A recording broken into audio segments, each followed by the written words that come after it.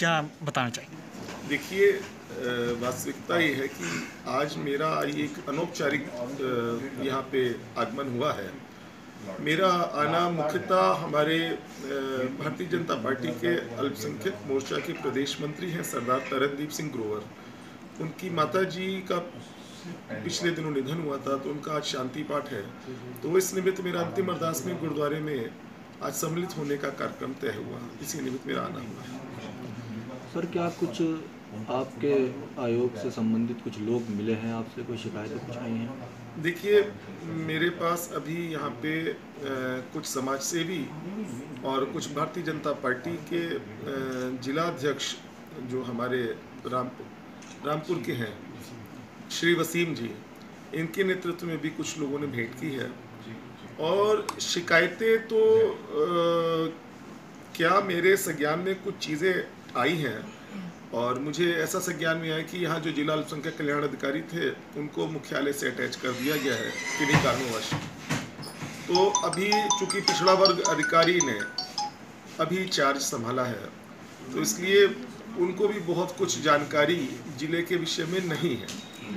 लेकिन मैंने city magistrate साहब से और अन्य वरिष्ठ प्रशासनिक अधिकारी जो आए थे, मैंने उनसे निवेदन किया है कि मदरसों में जाएं और बच्चों की समस्याएं सुनें। मैंने डीएम साहब और एसपी साहब से पिछली बार भी निवेदन किया था कि आप एक ज्वाइंट ऑपरेशन करें, ऐसे लोग जो वहाँ एम्प्लॉय हैं उनका वेरिफिकेशन करें।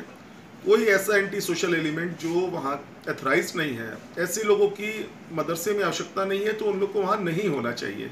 इसलिए जो बच्चे वहाँ पे हैं और जो वहाँ प्रबंध तंत्र है, जो एम्प्लॉय हैं, उनका एक डेटाबेस जिला प्रशासन को तैयार करना है। इसके लिए मैंने निर्देश जारी किया है। इसके अतिरिक्त जो सरकार की योजनाएं चल रही हैं, वो उन योजनाओं का लाभ अल्पसंख्यक वर्ग को उनकी सजगता और उनकी अवेयरनेस की कमी है कि प्रमुख जो मस्जिद, जो गुरुद्वारा साहिब और जो जैन समाज अथवा बौद्ध समाज के हमारे प्रमुख अधिष्ठान हैं, वहाँ पे ये होर्डिंग लगाएंगे और उन होर्डिंग में उन नियम शर्तों का तथा सरकार की योजना का उल्लेख करेंगे कि किन नियम व शर्तों को पूर्ण करके ये उपरोक्त जो पात्रता का वो है, हम उस मानक में आ सकते हैं। और इसके अलावा मैं पिछले दिनों माननीय मुख्यमंत्री जी के निर्देशानुसार हम लोगों ने किसानों से भी संवाद किया था, और यहाँ भी मेरे सिख कृषक भाई बहुत आयत में हैं। और मैं पीछे लखीमपुर, शाहजहाँपुर, आपका पीलीभीत, बिजनौर, धामपुर, सब जगह मैं कृषकों से मिल के आया। तो मैं स्पष्ट करना चाहता हूँ कि सरकार कृषकों के साथ है और वो सदैव उनके भले के लिए तत्पर है, और संवाद किसी भी समस्या का हल है। और अगर जो हमारे कृषक भाई हैं उनको लगता है कि कुछ बिंदुओं पे चर्चा होनी चाहिए, तो उनको वो बिंदु अपने स्पष्ट करने चाहिए और उस पर वार्ता करनी चाहिए। और ऐसे लोग जो किसानों के नाम पे अपनी रोजी रोटी सेक रहे हैं, मैं उनको भी चेताना चाहता हूँ कि ऐसे लोग ये समझ लें कि उत्तर प्रदेश है, यहाँ पे राजनीति करने को नहीं मिलेगी।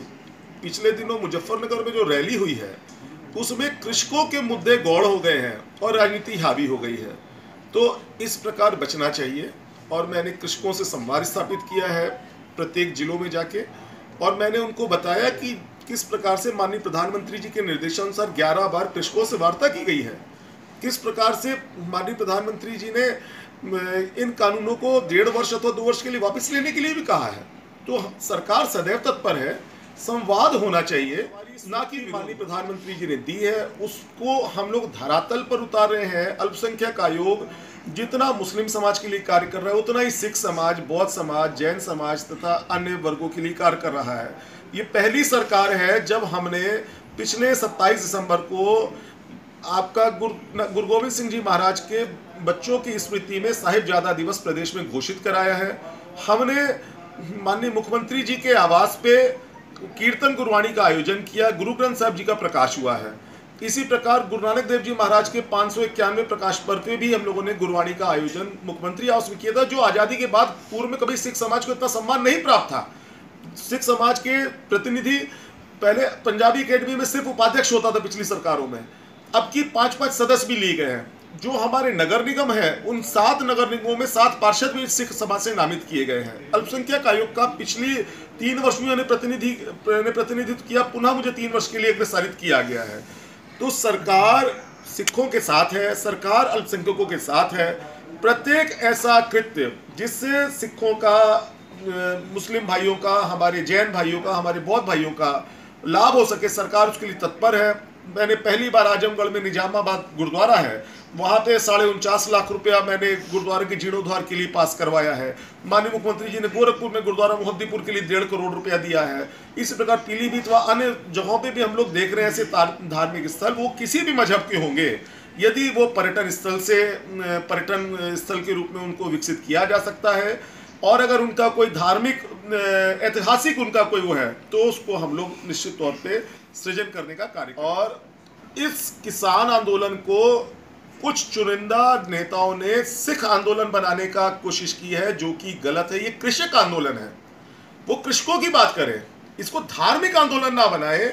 इसमें कांग्रेस, सपा, बसपा और ये कॉमरेड जो हमारे आगे हैं कम्युनिस्ट, मैं मेघा पाटकर को सुन रहा था, मैं वहाँ जितने प्रतिनिधित्व वहाँ पे आपका मुजफ्फरनगर रैली वगैरह सुन रहा था, वो उनका एकमात्र खाली कथन था कि केंद्र सरकार को हटाना, उत्तर प्रदेश सरकार को हटाना। तो इससे उनका बैला फाइट जो इंटेंशन है वो स्पष्ट होता है कि वो कृषकों के लिए नहीं लड़ रहे हैं, वो सरकार को डिस्पोजेस करने के लिए लड़ रहे हैं।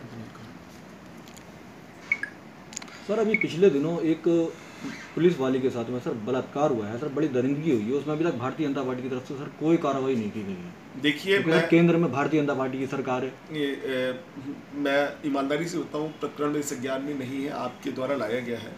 लेकिन एक चीज़ विश्वास से कह सकता हूं कि उत्तर प्रदेश में जो है वो कानून का राज कायम है, तो यहाँ पे लॉ प्रिवेल करेगा। माननीय योगी आदित्यनाथ जी की सरकार में किसी भी व्यक्ति को ऐसे किसी भी कृत्य की छूट नहीं होगी। जो दोषी हो उसके खिलाफ विधिता जो विधि सम्मत अधिकतम कार्रवाई होगी, वो दंडनीय कार्रवाई की जाएगी।